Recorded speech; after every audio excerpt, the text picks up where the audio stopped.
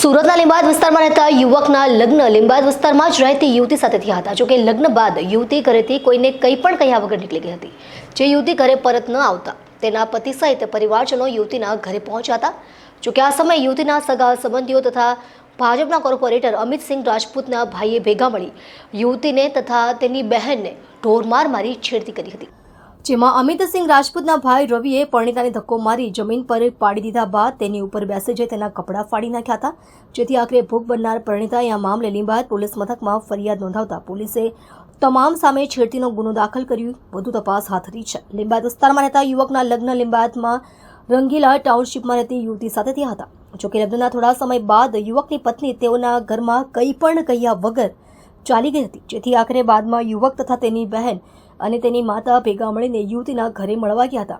આ સમયે ઘરે હાજર તેના સગા સંબંધીઓમાં દિનેશ શુક્લા, રાજેશ શુક્લા તથા કર્ણ શુક્લાએ ભેગા મળી યુવકને એલફેલ ગાળો આપી હતી. એટલું જ નહીં, તેઓએ ભેગા મળી ભાજપના નગરસેવક અને લાંબા સમયથી વિવાદમાં સપડાયેલા પૂર્વ શાસક પક્ષ નેતા અમિતસિંહ રાજપૂતના ભાઈ રવિ જમુનાસિંહ રાજપૂતને પોતાના ઘરે બોલાવી લીધા હતા. જેથી બાદમાં તમામે ભેગા મળીને યુવકને એલફેલ ગાળો આપી ઢીકમુકીનો ઢોરમાર માર્યો હતો.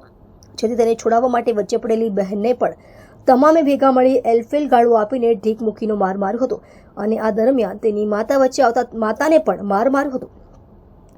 જોકે બાદમાં યુવતીને પકડીને ઘરની અંદર ખેંચી તું જ્યાદા મત બોલ, તુજે કહી મુંહ દિખાને કાબિલ નહીં રખુંગા તેમ કહી દુપટ્ટો ખેંચી લીધેલ અને તેને રવિને બોલાવી લેતા રવિએ યુવતીને ધક્કો મારી નીચે પાડી દીધી હતી અને તેના હાથ પકડી રાખી યુવતીની ઉપર બેસી જઈ તેણીનો ડ્રેસ ફાડીને યુવતી સાથે શારીરિક અડપલા કર્યા હતા. જેથી યુવતીની માતા બૂમાબૂમ કરી હતી અને કરણ તેની બાજુમાં રહેલ લોખંડનો સળિયો લાવીને યુવતીની માતાને જમણા પગ પર મારી દીધો હતો. આ સમયે પણ રવિએ તુને કિસકો इसके बारे में बताया तो तुझे और तेरे परिवार को जान से मार दूंगा તેવી ધમકી આપી હતી. જેથી ભોગ બનનાર યુવતી આ મામલે અમરોલી પોલીસ મથકમાં ફરિયાદ નોંધાવતા પોલીસે છેડતીનો ગુનો દાખલ કરી વધુ તપાસ હાથ ધરી છે.